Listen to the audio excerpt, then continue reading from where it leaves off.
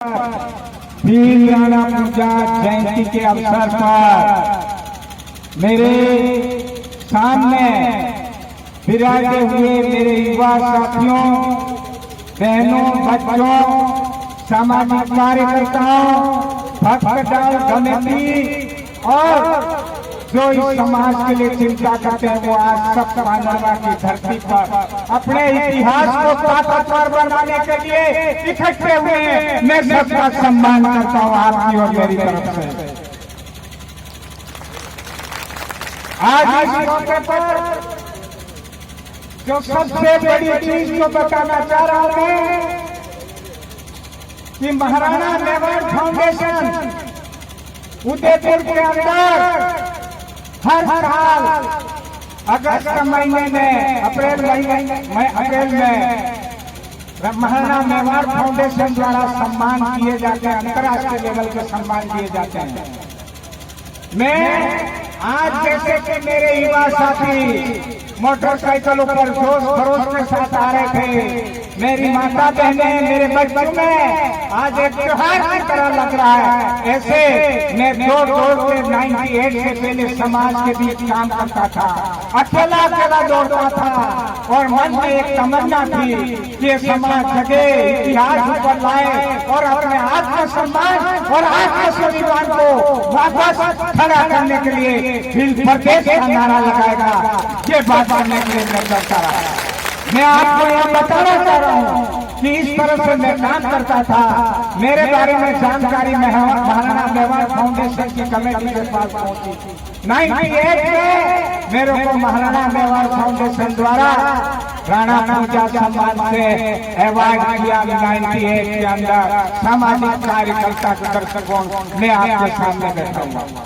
जब महाराणा मेवाड़ फाउंडेशन का पुरस्कार अंतर्राष्ट्रीय वितरित हो रहा था, ऐसे मौके पर यहाँ पर राणा पूजा की मूर्ति लगाने के लिए पानरवा के अंदर सरकारों और लोगों के बीच में अंतर्द्वंद चल रहा था और यहाँ पर राष्ट्रपति आने वाले थे, कैंसल हुआ और मूर्ति नहीं लगी थी। उसके बाद मैं सम्मानित हुआ था वहाँ और वहाँ पर सामाजिक कार्यकर्ताओं को देखते हुए जब मंच पर सम्मानित होने के बाद ये कहा गया कि भाई सबको तो बोलने का मौका नहीं मिलता है, लेकिन 10 मिनट ही कोई कहना चाहता था तो बेलाराम तो इतना तेज था, अरे मंच के चौहान उठ गया, माइक पकड़ा और मैं बोला वहां और क्या कहा।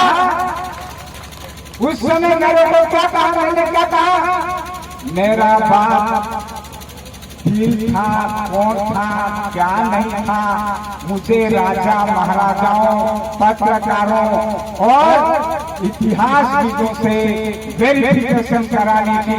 कोई जरूरत नहीं है, मेरा बाप राणा पूजा दिल था। ऐसा करके हम मूर्ति लगाएंगे।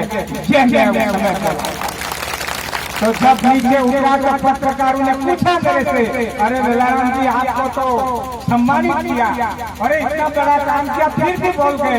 मैंने कहा आशीर्वाद के कार्यों के बाद निकल जो है छोड़वा वालों है एम करियो मोदी जो।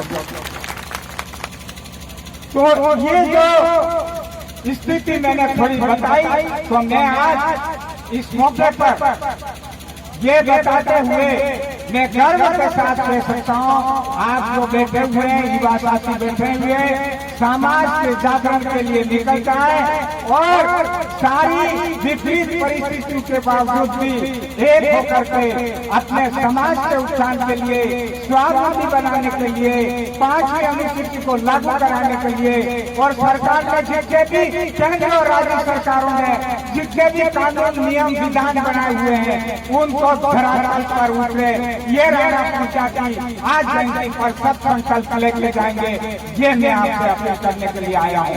तो समय कम है, लेकिन उसको आपको संचला देके, आपका उत्साह दे करके मैं आज गौरवान्वित हुआ हूँ कि मैंने अपनी कोशिश की थी। आज थोड़ा बच्चे आज आप लोग कोशिश कर रहे हैं। मेरे को लोग कहते थे, अरे बेलाराम जी एकला करो हो, तुम हो करी हो, तुम मुहिम के तो कि मैंने चूल्हे में देखा है सुबह चूल्हा मसूला अपने रोटी बनाते हैं कि उस चूल्हे में गरम राख देखी है, तो मैंने तो कंडा भी छेड़ दिया है। और आज लागी क्यों है, आज भील समाज आदिवासी समाज पूरे देश के आदिवासी जग गए हैं और विश्व आदिवासी हो दिवस अपना इतिहास जगाने में लग गए हैं। मैं अंत में एक सुझाव देकर अपनी बात करूंगा कि अपने गड्ढे कमेटी भगत या महापुरुष हो रहे हैं, इनका इतिहास निकालो और अपने गांव के रोडों का नामांकन, चौराहों का नामांकन, सब इतिहास आपका आगे बढ़ेगा। ये जो मूर्ति लगती है वो क्या करती है, बहुत बड़ा काम करती है। रोडों का नाम लगाते हो, बहुत बड़ा काम करती है। क्या करती है उदाहरण देकर मैं बात खत्म करता हूँ। थोड़ा सा उदाहरण समझाना चाह रहा हूँ कि राणा पूजा जयंती मनाने से क्या होता है, या कहीं पर मूर्ति लगती है तो वो क्या करती है।